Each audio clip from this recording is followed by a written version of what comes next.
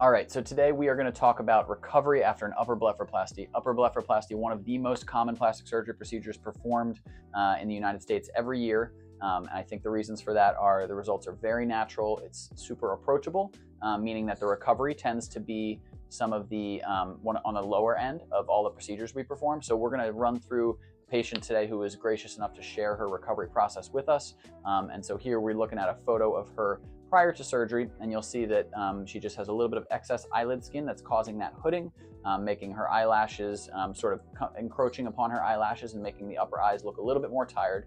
And so this was immediately before surgery, and we're gonna look at her immediately after surgery next, and you can see she has a line of very faint blue stitches tucked into that crease where her eyelid folds over. All that extra skin has been cleaned up. She does have some swelling immediately, and that's from the injection of the numbing medicine. We generally do this procedure under a local anesthesia. She's sitting in her car getting ready to drive home. Patients do often drive home afterwards, especially if they've had not any kind of sedation or relaxation pill. And so this is the day immediately after surgery. And we're gonna go to the next day where you can see the bruising and swelling start to set in. So this is waking up the next morning, and you can see we've got bruising at the corners, we've got swelling all throughout over the eyes and extending onto the under eye, and this is pretty typical. I usually say she's about at the 50th percentile for our patients, meaning about half the patients have worse swelling and bruising than this, and half the patients have less. Some patients get no bruising at all. And so it just depends on the individual.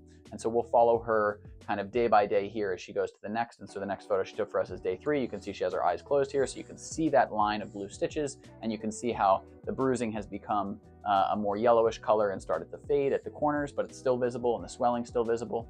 And then as we get into the next few days, we get to day 4 and she looks even better. You can see that swelling's coming off.